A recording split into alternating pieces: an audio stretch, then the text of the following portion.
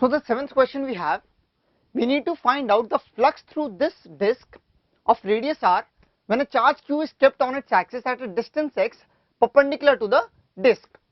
Now to find out the flux, we know the formula for flux is d phi is equal to E vector dot dA vector. This is the area vector. Area is actually not a vector, but we treat it like a vector. I'll tell you how. So to find out the flux through this total disk, we have to find out the flux through each and every small area. But instead of doing that, it would be advisable if you choose a small element over which you can integrate. So the intuitive small element which you can think in the case of a disk is a ring. So let us take a ring of radius small r and having a thickness of dr. This is dr.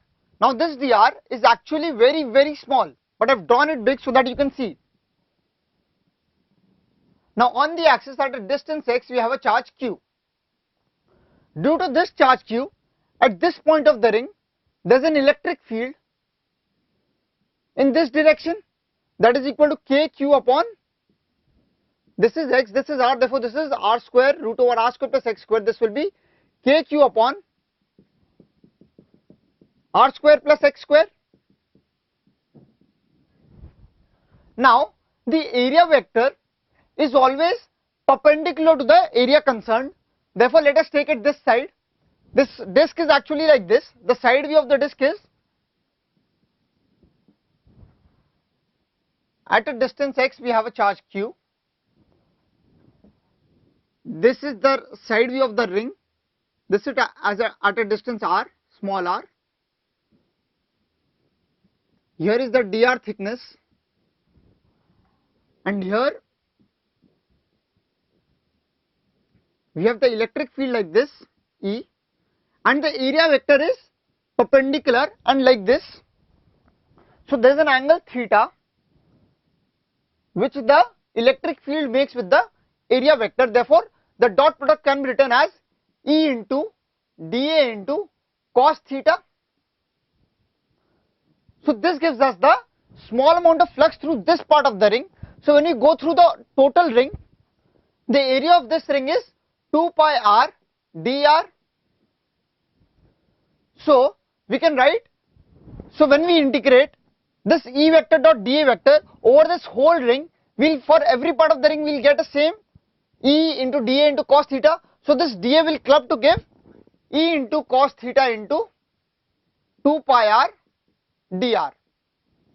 Now this E is equal to kq upon r square plus x square.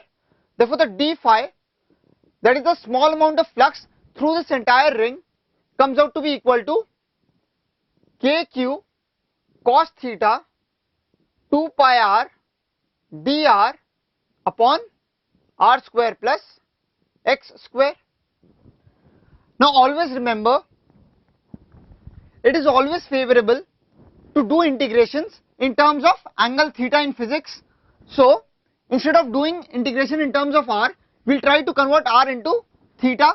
So from here we can write tan theta is equal to r upon x, r is equal to x tan theta, that is dr is equal to x sec square theta d theta. Here x is a constant, that is the distance of this point from the center of the disk. So dr is equal to x square, sec square theta d theta. We integrate the left hand side to get phi, and the right hand side we get integration of kq cos theta 2 pi r dr upon r square plus x square. The value of small r will range from 0 to r, from 0 to r, so that we cover the whole disk, but we integrate in terms of theta. Therefore we substitute over here to get 2 pi kq comes outside, inside we get cos theta into r dr. R dr is x square tan theta sec square theta d theta upon r square plus x square, that is x square tan square theta plus x square, that is x square sec square theta.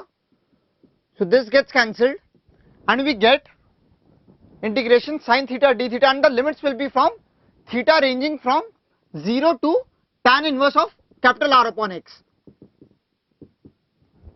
So we put the limits of integration here, 0 to tan inverse capital R upon x. So the final integration becomes phi is equal to 2 pi k q. Here we have only sin theta remaining, therefore it becomes minus of cos theta ranging from 0 to, instead of putting the limits as tan inverse R upon x, we can write it in terms of cos inverse also. This will be theta final. For this theta final, cos theta final will be equal to x upon root over capital R square plus x square. All these things are constant over here, therefore theta final is equal to cos inverse of x upon root over R square plus x square. So when we substitute it here, cos inverse x upon root over R square plus x square. Let me write it clearly. The limits of integration on minus cos theta are from 0 to cos inverse of x upon root over R square plus x square. So on putting this limit, we get the final value flux as equal to q upon 2 epsilon 0 1 minus x upon root over R square plus x square. So final answer for the flux comes out to be equal to q upon 2 epsilon 0 into 1 minus x upon root over R square plus x square.